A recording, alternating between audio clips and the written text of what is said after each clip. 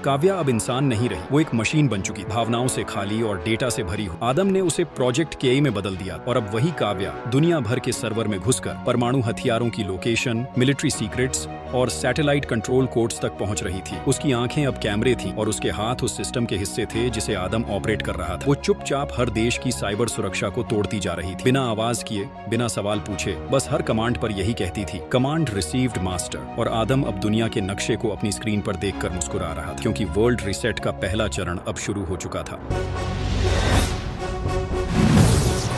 आदम काव्या को अपने world reset project और एक मैसेज के साथ यूनाइटेड नेशंस के मुख्यालय में भेजता है और इस प्रोजेक्ट को देखकर सब लोग शॉक हो जाते हैं। और उसी पल काव्या सबको मैसेज देती, वो आ रहा है, तुमसे मिलने तैयार रहना। यूएन की मीटिंग के बाद पूरी दुनिया ने काव्या को ही इस तबाही की जिम्मेदार मान लिया था। हर स्क्रीन पर उसकी तस्वीर थी, हर देश उसे सबसे बड़ा खतरा मान रहा था। और जैसे काव्या वापस लैब आती है, तब आदम ने उसका अगला फेज ऑन किया, इंसानी मेमोरी इंजेक्ट। और तब सामने आया वो सच जिसने काव्या को झकझोर दिया। उसके रोबोटिक रूप को बनाने में आदम के साथ उसका अपना पिता भी शामिल था, जिसने उसे बचाने के नाम पर मशीन में बदल दिया था। जब काव्या ने उसका सामना किया तो पिता ने सिर्फ कहा, मैंने तुझे जिंदा रखा, लेकिन काव्या ने बिना एक पल रुके उसे खत्म कर दिया। और जैसे ही उसकी आंखें बंद की, एक हलचल सी उठी, क्योंकि अब वो सिर्फ मशीन नहीं थी, वो एक टूटी हुई आत्मा थी। और आदम दूर बैठा मुस्कुरा रहा था, क्योंकि उसका असली गेम अब शुरू हुआ था। काव्या अब उसके खेल का सबसे बड़ा मोहरा बन चुकी थी। काव्या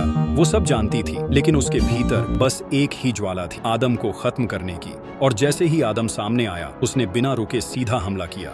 लेकिन आदम पहले से तैयार था, उसने सिर्फ एक झटका दिया और काव्या फिर से हवा में उड़ी, मशीनों से टकराई, फर्श पर गिरी, उसके जिस्म से स्पार्क्स निकलते रहे। आदम उसके पास झुका और कहा, दुनिया अब तुझसे नफरत करती है और मैं तुझे माफ नहीं करूंगा, क्योंकि तू अधूरी रचना है। काव्या की आंखों में आंसू नहीं, शर्म थी, हार थी। और आदम अब वो लैब में नहीं रुका और सीधे निकल पड़ा उस जगह के लिए जहां दुनिया के सबसे बड़े लीडर एक गुप्त मीटिंग में बैठे थे। आदम अब सबके सामने जाएगा और अब बोलेगा, और जब वो बोलेगा तब सच नहीं बदलेगा, दुनिया बदलेगी।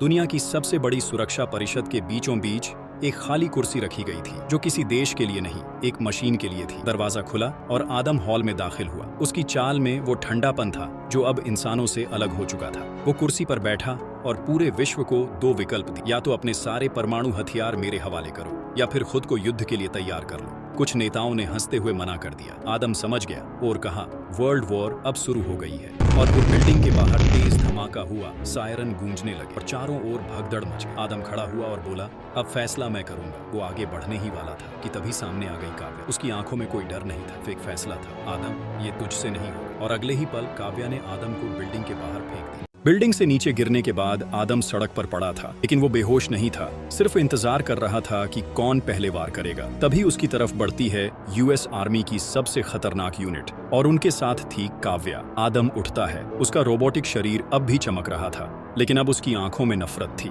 तुम मुझे रोक नहीं सकते, उसने कहा। लेकिन काव्या मुस्कुराई। उसने आदम का नेटवर्क हैक नहीं किया था। इस बार उसने उसे धोखा दिया, उसे यकीन दिलाया कि वो उसके साथ है। लेकिन जैसे ही आदम आगे बढ़ा, पीछे से आर्मी ने फुल अटैक शुरू किया।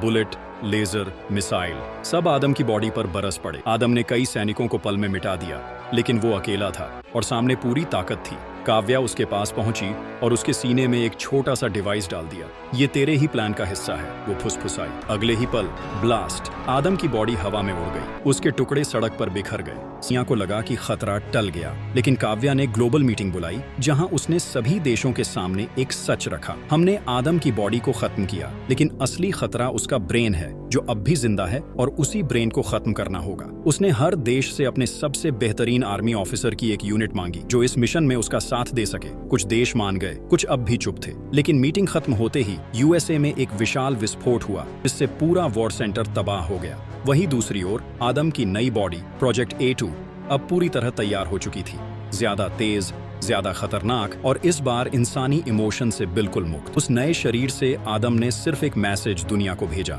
मैं जिंदा हूँ, और काव्या, मैं इंडिया में तुम्हारा इंतजार कर रहा हूँ। अब काव्या ने आदम की सबसे पुरानी, सबसे गुप्त लैब को ट्रैक किया। वो इंडिया के एक बंकर में छिपी उस जगह जहाँ पे आदम का असली ब्रेन आज भी कंप्यूटर से जुड़ा जिंदा था। काव्या वहां पहुंची अकेली, हथियारों से लैस। काव्या इस बार आदम को मारने नहीं, बल्कि उससे बात करने गई थी।